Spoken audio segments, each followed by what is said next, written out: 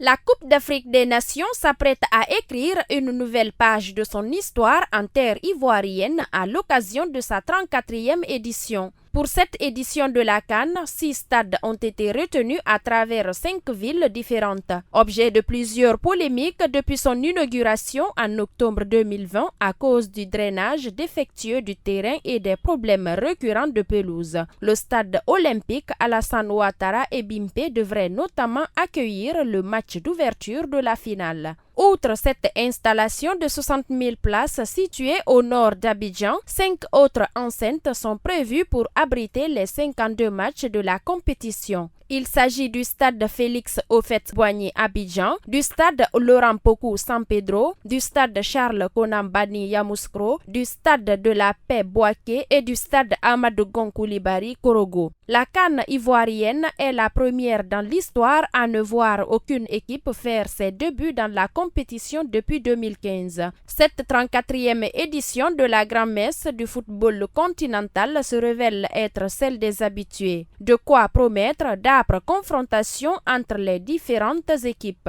Le Sénégal, amené par Sadio Mané, aura à cœur de devenir le 4e champion en titre seulement à se succéder à lui-même au palmarès de la CAN. Le Maroc, l'autre grand favori pour le trophée final, espère capitaliser sur son parcours au Mondial 2022 où il a atteint le dernier carré pour la première fois en tant que nation africaine. L'Égypte, finaliste de la dernière édition, le Nigeria, fort de son impressionnant vivier offensif, la Côte d'Ivoire, aidée de son public, l'Algérie ou encore le Ghana voudront également réinscrire leur nom au palmarès de la compétition. Pour cette 34e Coupe d'Afrique des Nations, la CAF a rehaussé les primes. Un pactole de 7 millions de dollars est prévu pour le vainqueur, soit une augmentation de 40% de la précédente prime. Il s'agit d'une hausse des gains annoncée le 4 janvier 2024 par la Confédération africaine de football CAF afin de contribuer au développement du football continental. Le finaliste malheureux recevra 4 millions de dollars tandis que les demi-finalistes toucheront 2,5